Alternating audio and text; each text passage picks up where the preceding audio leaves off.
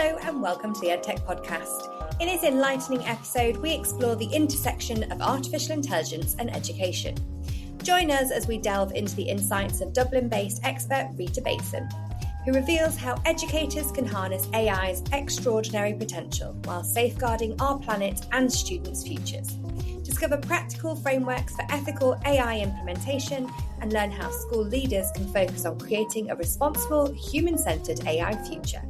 This episode is perfect for educators, leaders, and visionaries committed to the future of education.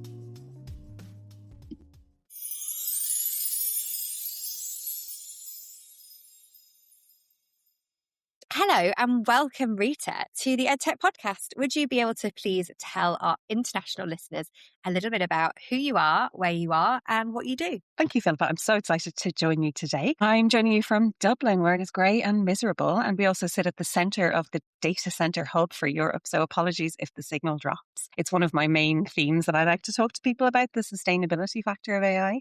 But I'm joining you from Ablama Learning, and I'm also an author for Hachette Learning and John Catt. And I'm here today to talk to you about all the work that we're doing around AI implementation, governance, what it means for pedagogy, and so much more. There's so much to think about in terms of ethical implementation, safeguarding, you name it. And international schools, they are feeling very overwhelmed, as we know. So we're very pleased and happy to be able to provide assistance, trusted partner, and to be able to do all the research for them that they simply don't have time to do. It's quite a lot, as you can imagine, for a full-time, overwhelmed staff already. Having AI disrupt absolutely everything, positively and negatively, it's just too much sometimes. And you've just mentioned two things that I feel like nobody gives any airtime to: sustainability and the fact that it takes so many millions of data centers being built now to be able to cope with the capacity of AI and what it's doing to us. Tell us a little bit more about that. Well, I mean, Ireland is very invested in a direct foreign investment and tech centres, and we sit in a really geographically attractive place halfway between the US and Europe, and we're within the EU and all of these things. And as people are probably tired of hearing me say, a fifth of our electricity is now going to feed the data centres, and it's actually 50% in Dublin. It's past 50%. So there are days when it's difficult to get online. I can tell when there's a new Claude or Gemini model coming out or a new OpenAI model because of just the impact. And if they're diverting energies from houses and homes to make sure that we don't lose the data centres. And that's a real concern for humanity, but also for education. Because if we identify a problem, it's always education's responsibility to try and prepare students for that future and for that world. So we've been very keen in Ablama to mention every time we do a training, every time we do a professional development, that AI is at risk of being the next plastic. Like, we want it, we need it, it keeps people, it gives amazing opportunities and incredible unlocks. But could we be a bit more discerning this time? Could we be more careful? Could we equip students with the thinking around how can I be discerning in my AI use? And that's really all we can ask for. We can't ask people to avoid it. We can't ask people not to use it or feel guilty eternally. But maybe we don't need another 1,000 memes. Maybe we don't need a deep fake for every occasion. So it's really important that, I suppose, I get that in early and often, because we don't talk about it enough. It's a very inconvenient truth. It feels friction-free. It feels so available. But we already know this freemium model. Like, we know all of the downsides of it. We know the dependence. We know the way that education is being slowly sassified. And I think it's really important that we give our students the agency, like a moment to think about, do I need this? Do I already have this information? Will I still be proud of my work? Am I using it as a bypass? Am I using it as an accelerant to my learning? Will it save me time genuinely? Or will I use that time wisely if I do save it? There's so many things for kids to think about. It's not fair to give them all of those issues without tools and supports and frameworks. So we're very pleased to have developed a lot of those kind of things to help teachers have that language to be able to say it to kids already without having to take on the cognitive load for themselves. So that's something that we're really proud of. Deliberation stations, evaluation stations afterwards. Can we consider before we use it and also after we use it? Are we reflecting on, was it a valid use? Was it an appropriate use? Has it made me a better learner? Has it made me a more dependent user of AI? We've gone deep very fast, haven't we, Philippa? But it's important. We really have. Yeah, no, but it's so important. And I think without teaching students these skills,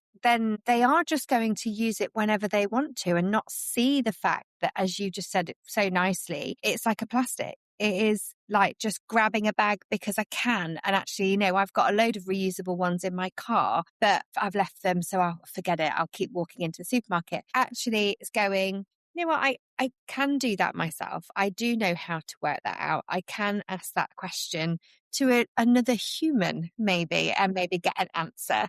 I don't always have to do it that way. Yeah. And it's interesting, the schools that we work with often say that during the pandemic, our Google chats were really loud, our Microsoft Teams messaging was super ping, ping, ping all the time. And now they're quiet because kids aren't reaching for another peer, a teacher. They reach for AI first. So I think this is probably the last moment we have to course correct on that, to be able to say to students, like, before you reach for it, consider. And if you've considered all the options, and likewise with teachers too, let's be honest, with us as leaders as well in schools, we also have to be very conscious of our use and model for kids effectively and talk about it more. You know, some students are very alert to the sustainability impacts. They'll say it, they'll mention it, and then they'll carry on as previously, kind of carry on regardless, because everybody else is too, you know, and it's really important. So like for me, for example, I will not make an AI generated video because I know that it will create the same amount of energy consumption as if I watched all of the episode of Friends like 5,000 times. That's significant energy impact. I'm very careful with images because I know that one image is the same amount of energy as charging your phone 3 times. So if it's an image that does not already exist, okay, and it's going to be educational, not entertainment, then I'm willing to do it. But I won't iterate 1,000 times. I certainly won't argue with the machine when it gets it wrong. You know, these things are important to kind of put into your value system. That's so interesting. And it just gives me flashes of all of the people that have currently been doing the new AI generated version of themselves, or previously, you know, the little dolls that people were creating of the, you know, the kind of action figures and things like that, when actually, and it's fun and it's exciting and it's new, but what a thing to compare it against. And when you hear it in those ways, I mean, I have to admit, I possibly have watched Friends 500 million times. It could just be as bad. I think we all have. But that is, it's quite shocking in terms of those real statistics. That's amazing. But you also can't, I suppose, lose yourself to doom and gloom or abstinence, because that doesn't work either, right? But if it's a use case that will genuinely make your classroom environment richer, if it will genuinely save you time, if it can serve students in a way that we couldn't before, then that's totally valid. And then I say, absolutely, let's go for it. Let's use our AI literacy and our AI ethics in equal measure. And let's get the best for students, because there's so many amazing, you've highlighted so many amazing use cases, you know, for students with specific needs that were not being met before, for linguistic purposes. Oh my God, the unlocks are amazing. For the accelerant that it can give very stressed and overworked teachers, that's incredible too. But it's managing those things in the right way and making sure that we curate those use cases into a way that is totally manageable for schools. And that's part of the reason why I've written this book for the international school leaders, is if I were still in school as a head of school, I would not have time to do any of this deeper thinking, this reflection, this research. So we've distilled all of that for teachers and staff alike to be able to think, okay, what does this mean for governance in my school? What does it mean for safeguarding? What does it mean for our sustainability? What does it mean for our curriculum integration? How can I manage the sprawl in a way that I can actually also go home and sleep at night and have a life and all of those things? Because I think that's the problem, is there's so many conflicting platforms, vendors, ideas, motivations, tech, you know, big tech and what they're doing. So it's hard for schools to know what to trust and where to look for reasoned, centrist, moderate advice. Yeah, I think that's so valid in terms of what I think it would be really great is if you could tell the listeners a little bit about your background, because you just sort of alluded to it there, but I think that really gives that essence of how you see this, because you see it from a very broad kind of, you know, 10,000 foot high viewpoint, don't you? I do. I suppose I have the good fortune of having been in the classroom for a very long time. I'm very, very old.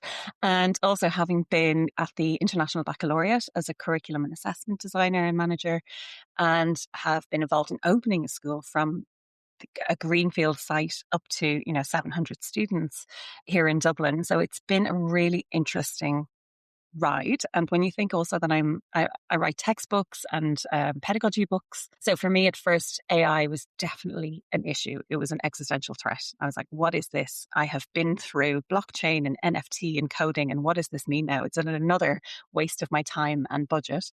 And it felt over that first year when the focus was on assessment and the threat that it was, cheating and everything else. And then the second year where it was shiny tools and shiny platforms. And now we're in a much more mature debate. I think it's useful for me to say, okay, well, what does this mean for pedagogy? What does it mean for the day-to-day existence of a school? What does it mean for the future of education? Now, how can I skill up and make sure that I can put all of those things together? Because quite often, like you say, there's no way that you could manage all of those different viewpoints at once. I think it's really important to acknowledge the schools don't know what they don't know. And I think when we mention sustainability, when we mention the ethics and the bias inherent in AI, when we talk about hallucinations, those are 3 huge topics. And that's like 1 hour of a session straight away. So I think it's an awful lot to expect schools to do all of that work, thinking and discernment on their own.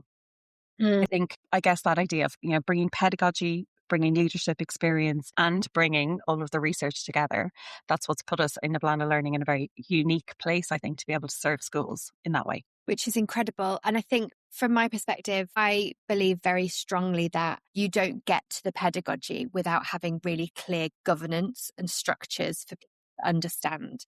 So tell us a little bit about why AI governance is so essential. Well, I think over the years, I've really changed my opinion. I often thought governance should be bottom up, written by people who are living in the classroom, who are experiencing all of the challenges, and the policies should be top down. And I've only kind of in the last 5 years, thanks to AI, flipped that entirely. Because I think the number of schools that I go into, and originally we were co-determining policies and writing things together and crafting a vision statement. And it was amazing how many schools said, no, please just tell us what to do. Please tell us the golden rules. Where is the hack? Where is the secret code that if we do it, then we know we're doing right by our kids. We know we're doing right by our expectations, our community. We're living by our values and our mission.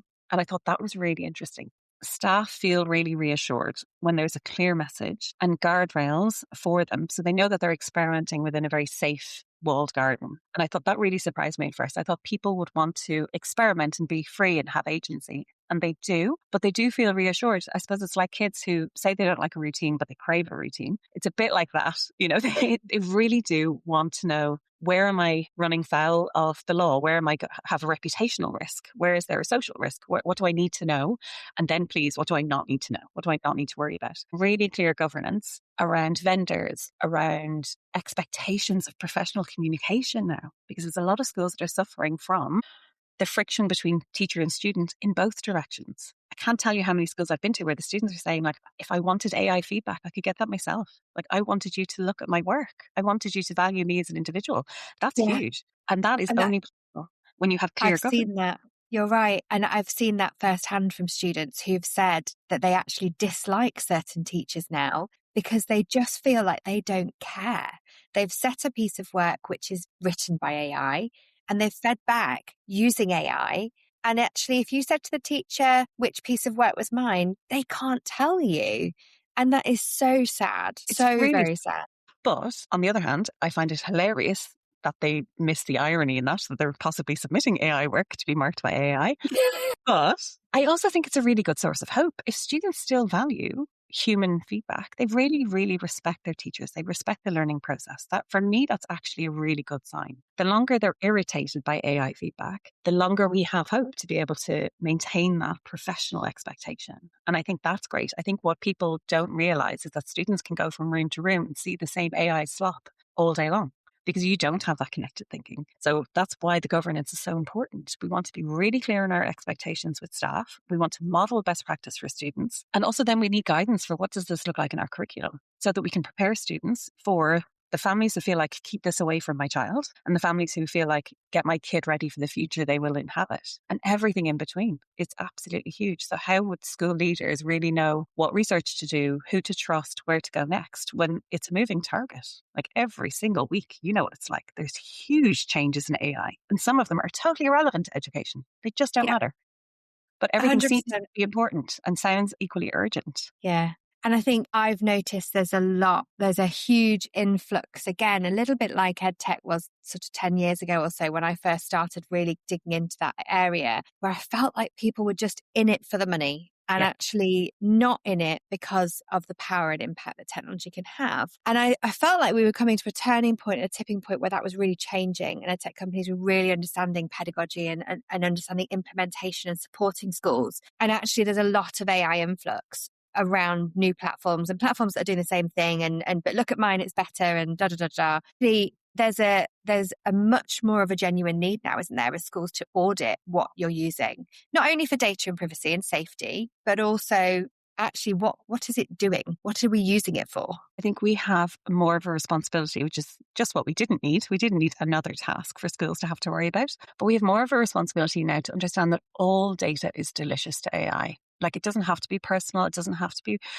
personally identifiable. It doesn't even have to be legally defined as that. But we are the keepers of emotional, behavioral, academic data for students that would be really highly desirable to some company looking to make a lifelong consumer and customer from our kids. And so now we're building, I think, for us, certainly at Ablama Learning and me as a parent as well, I think our number one function is now to build a moat around kids' cognitions, to build a moat around their hearts, to kind of give them a way to be protected somehow from all of these things, all of the lessons that we didn't really embed in social media and that digital literacy didn't quite reach parts of them. They still, really don't value their data. They don't value their privacy in a way that we would love them to, but we haven't made the world function for them, around them in that way. So I think this is a second chance at that. And if we can give them algorithmic immunity, if we can teach them how to get the best out of AI without AI getting the best out of them, I think that's a really good place to be in. And that's certainly the goal. And of course, in education, optimism is always an imperative. So we really, really have to hope that we can take all of the lessons of the past and put them into practice now, because we didn't during the pandemic and we didn't always get it right during EdTech. You're absolutely right. So this might be another chance for us to do so. Yeah, absolutely. And I think it's really interesting, isn't it? Because there are so many concerns that leaders have. So what are the sorts of things that you're hearing from school leaders that they're still coming up and being concerned about? And I guess also, are you hearing that? I mean, before we came on to record, you mentioning, been in 3 countries last week. What are you hearing around the world? How does it vary? Does it vary? It really does. We're working mostly in international schools. So they have also a unique multinational dimension as well, with different students and different rights and responsibilities around AI, different pressures. Some regions, there's high regulation coming, although we'll see in the European Union how that AI Act plays out. But certainly there is expectations that there will be regulation. There are other regions where they could have a sudden announcement that K through 12 AI curriculum is coming, get ready, but then it doesn't arrive and then things change suddenly. And there are other regions where, for example, they're incredibly bullish on parts of AI and then really protective. So, for example, in China, where, you would have a huge push for innovation and also a huge push for protection around anthropomorphism and, the companionship piece. And all of these pieces are so big. I think what I feel when I go into schools is an anxiety on leadership, an anxiety on teachers, an anxiety within student bodies. And it's so multi-layered because leaders have a unique combination of fear of messing up and fear of messing out. Teachers are feeling like, there are some teachers I'm speaking to now who are like, I just have to ride it out to retirement. I'll be fine. I just need to get out of this. And other teachers who are like, I don't want to read AI slop for the rest of my career. What am I going to do? It's just interesting. It's very interesting, sometimes heartbreaking, sometimes inspiring when you see teachers who can really do things for their kids they could not do before and access new levels of learning. And I get quite excited about the potential for assessment. There's a lot of people saying we must rethink assessment. And I haven't yet heard great answers, but I do feel optimistic that AI could help us do group assessment much more validly and prepare kids for the actual real world interactions they're going to do for the rest of their professional lives. I do think it's a great time for us to think about what AI is going to do to the job market and what that means for education, because we've always been a pipeline for the knowledge economy, and the knowledge economy now is under threat. So yeah, there's so much to think about that of course people feel anxious. And somebody come in and say to them, this is your framework, or these are your evaluation metrics, or these are the things I want you to think about. The reassurance is palpable. It's really interesting. It's almost like they just feel like, oh, we've got somebody on our side. And I think that's really important. That's so brilliant to kind of hear that there are places and people like yourself who are knowledgeable enough to be able to support them through that. And I guess a lot of it is actually just having conversations and trying to unpick some of these fears in order to be able to say, well, actually, these are some of the things that we can do to mitigate that. I'd really be interested. I saw a post on social media. It was not AI generated. A school in Australia who's changing the face of their social media. And it was really, really interesting around the idea of removing all the children's faces, but with that publicity of this is what we do as a school. And we are really proud of it. Because obviously there are so many different risks, and schools are high potential risks for cyber threats, cybersecurity threats. And with the influx of AI, there are so many more risks. And as you'll know, not just working with international schools, but schools, they are databases buzzing with information, like almost as much as hospitals have. What sorts of things would you say to schools around those kind of legal and financial risks when it comes to AI as well?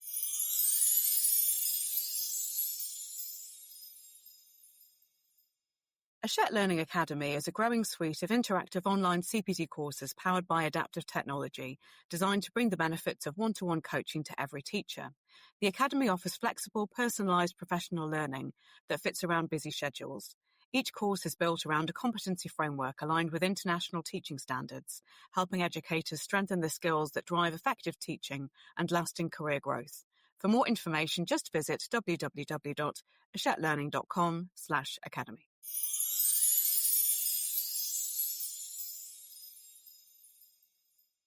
I think the number one thing is, we've already mentioned governance, to have your policies, protocols and processes in place, to be really careful around that and to have those deep discussions now. We've worked at the school who introduced an anti-blurring technology, but of course I could bypass it on my phone, and I asked ChatGPT to go and retrieve the picture. That protection lasted a very short amount of time. It's really hard to show learning in action without children. It's really hard to show how passionate and amazing your school is without showing the learning in action. So it's a really difficult place for schools to be in. But likewise, it's also very difficult for the marketing departments, for the admissions departments, for finance, for all of these operational functions in a school who aren't talking about education all day, but are impacted by education, to know what to do as well. So it's something that I certainly as a parent as well, I've always been of the belief that you can use my child's face, but not her name. I don't want her Googleable. But now I have to rethink that position. And I think many parents are in that position too, because her face is now incredibly valuable. Her voice, her unique thought is really, really, really valuable. And I want her teachers to protect that too.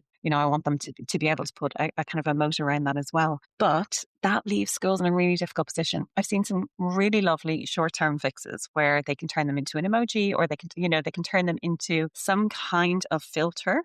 So they're not recognizable, but you can still tell it's learning and fun in action. But those have a diminishing return. There's only so many Pokemon character versions of the kids that you can do, so many Studio Ghibli images.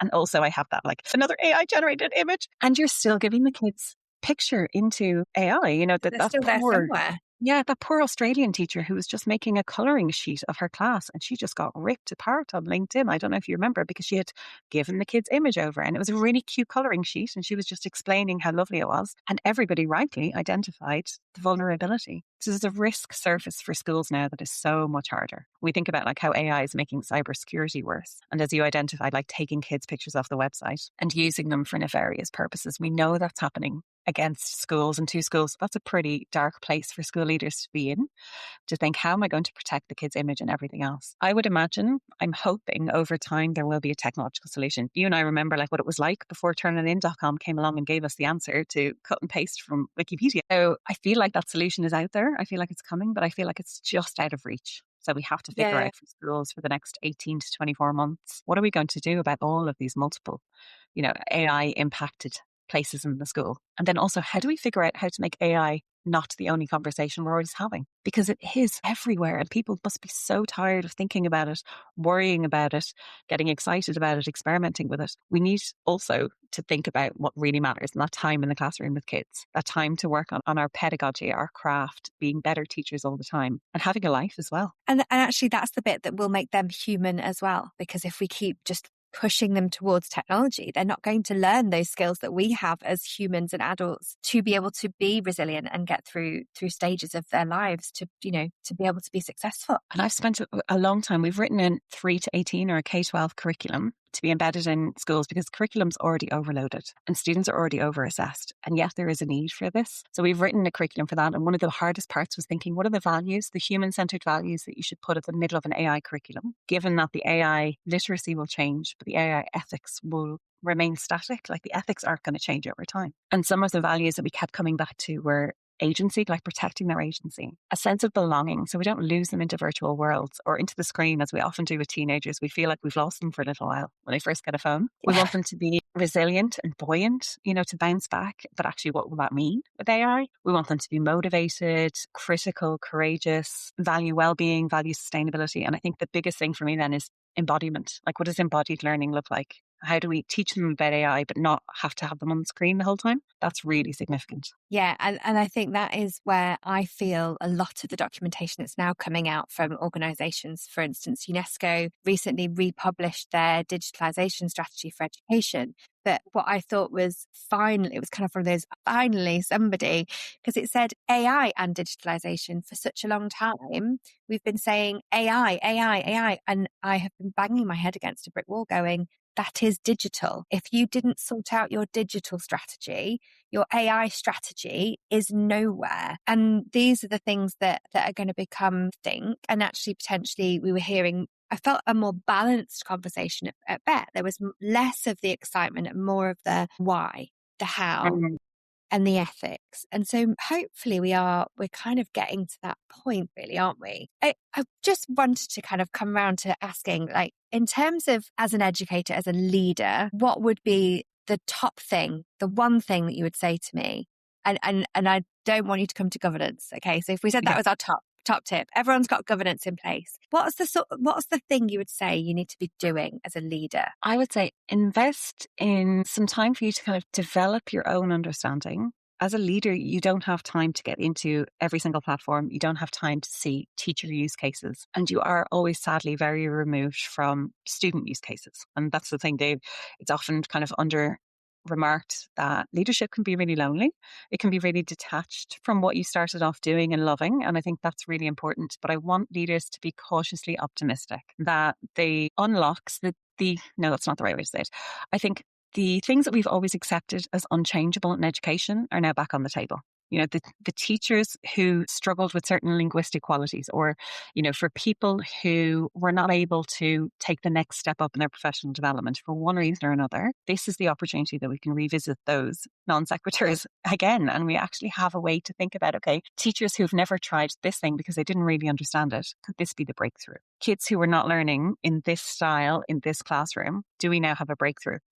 Thanks to AI. So cautious optimism. I think I agree with you. I think the conversation has really matured over the last 6 to 12 months. And I think some of that is due to some really tragic cases that we've seen, inspired by AI or encouraged by AI. It's been thanks to the reflections of people who are now seeing more and more AI, getting more and more sensitive to it and fine-tuning their values around it. Like, what are they willing to accept? Do they like listening to AI music? Are they happy to have AI mark a kid's homework? Do we value an email less if we know that they've used or suspect that they've used AI writing it? So I think it's really interesting how people's tastes are changing. And actually on the days, you know, there are days when you can go very Black Mirror and very dark and very worried about everything. But on the up days, I think it's really interesting how quickly we get bored of something in AI terms, like how quickly napkin becomes overdone, or how quickly we're all tired of the infographics from Notebook LM because everybody's using them. So there's a tyranny of the commons that I think is really interesting and really inspiring, because what humans will always do will be improbable connections. So I'd encourage leaders to look for that, like to look for opportunities to celebrate the uniqueness and the imperfections in schools.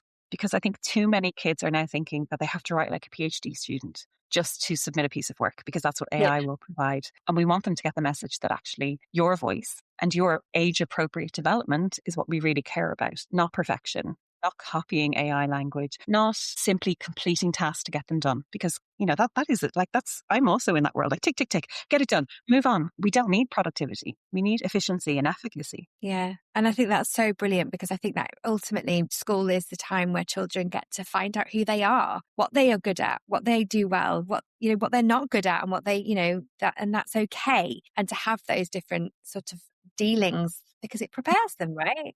Yeah. And to struggle, but struggle productively, and to fail, but fail productively. Like, those are really important. And we want that in a very safe environment. And at the moment, AI has the potential to make people feel unsafe in that way.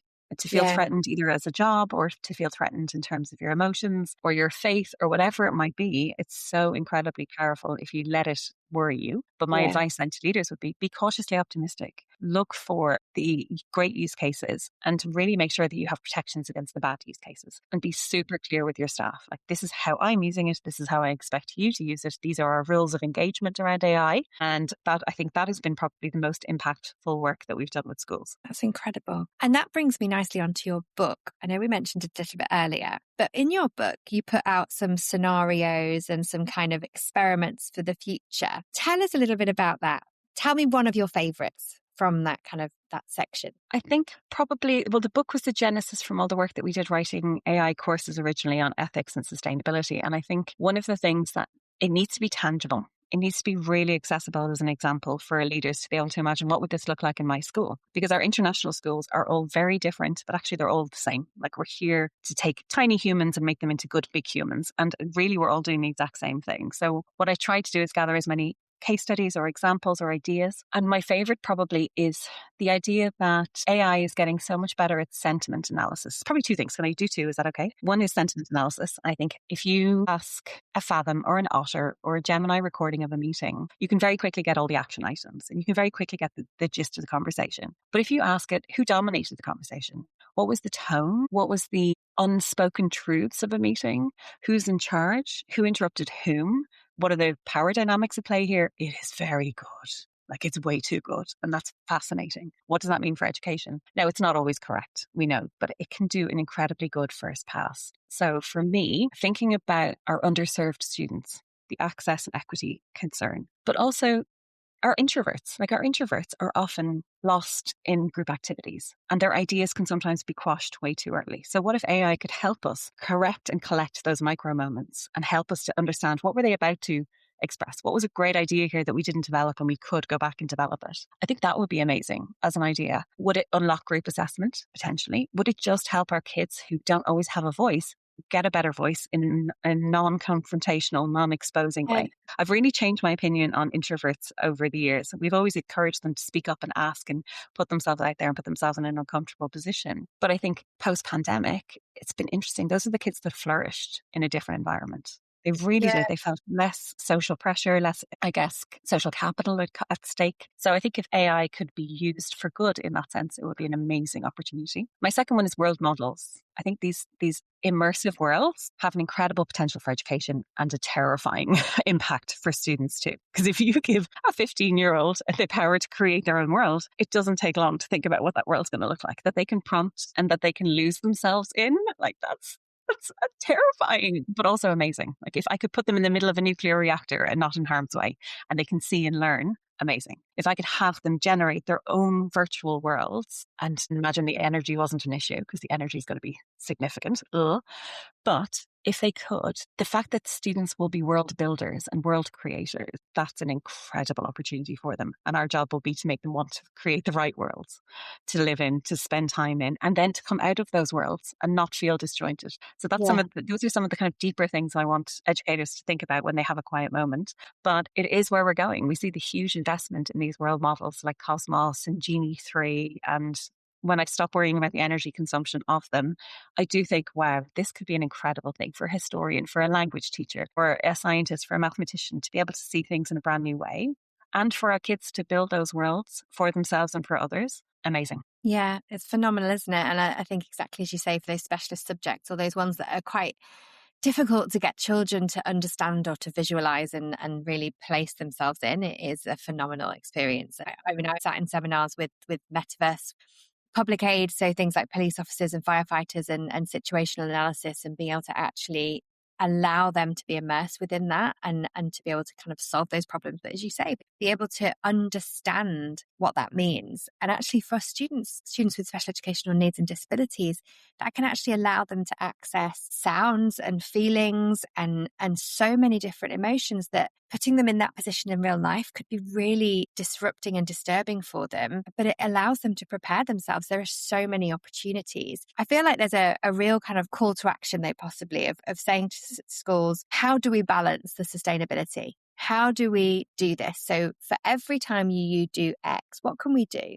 And it's not just, recycling everything and not using your plastic bags, but really deeply, to what cost is each one and what do we not do to be able to allow ourselves to have the possibility of the other. I think that guarantee of deliberate use. So that's part of our thinking was, how do we get downstream of this? Because we don't want to have to clean up after the fact. We don't want to rush into reckless experimentation and repeat the mistakes of the past. So the number one solution to that is always education, right? So where do we start with our younger kids to understand what AI is and how it works and how they learn well with it and what the impacts are? And so some of that is curriculum, some of it is just daily practice and modeling. But what does deliberation look like? Deliberate use and discerning evaluation afterwards. So that sandwich idea, we talk a lot about the human in the loop, but the teachers are the human in the loop here, right? The students are the loop.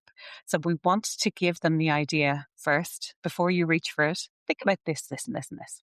And then if you feel comfortable with your choices and your conscious consumption, then afterwards think this, and this. Like, did you actually spend longer fixing it than if you'd done it yourself? Has it actually damaged your learning in any way? Like, has it made you more dependent, less independent? So having that evaluation, software engineers use evals, right? We should do the same with kids. And so they should be much more agentic, to use an AI term or to use a teaching term. They should be much more agentic around their learning process. And I think that would be really important. And for schools to do a similar thing, like we're about to buy another platform or we're about to pay more for something that has an AI wrapper effectively. What are we using it for? Are we going to use it? Will it make my teaching better? So those are the questions I always ask teachers and schools to consider. Will it make the classroom richer? Will it make the teaching environment stronger? Will it serve kids in a new way? Or will it reduce the productive struggle?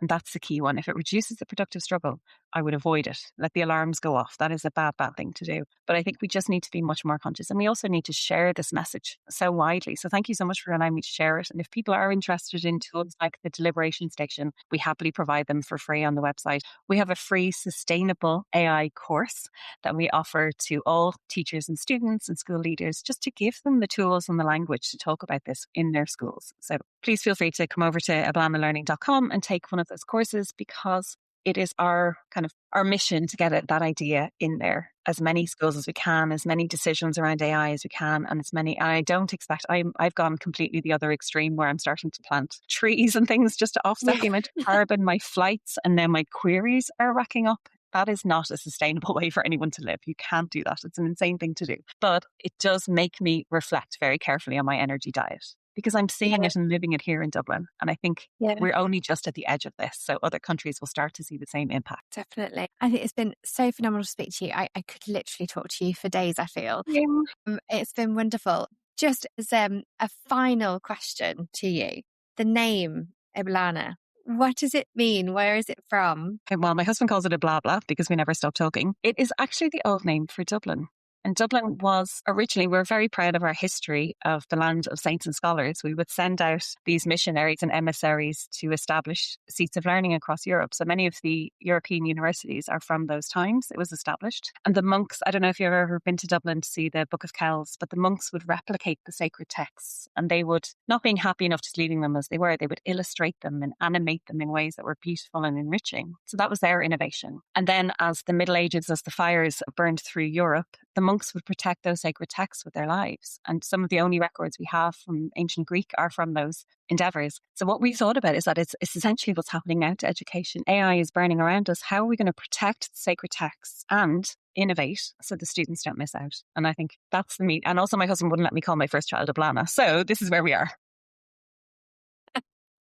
But it is important. I think that's the educators' voices have been drowned out in the furore of tools and AI and innovation. But we are the ones who know these kids best. We are the ones who know what learning really looks like. So our voice needs to be amplified now and protected. That is amazing. What a wonderful way to finish. And I won't call it a blah, blah, I promise. Because I think the talking is necessary, especially being a podcast. It has been a delight to have you. Thank you so much, Rita, for your time today. Thank you too, Philippa.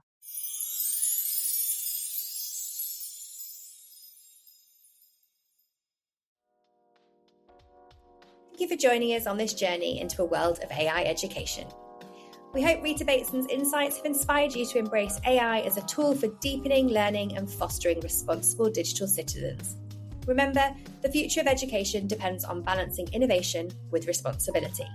Stay tuned for more episodes that empower you to navigate the evolving landscape of technology and education confidently. Until next time, on the EdTech Podcast, keep innovating responsibly and have a great day.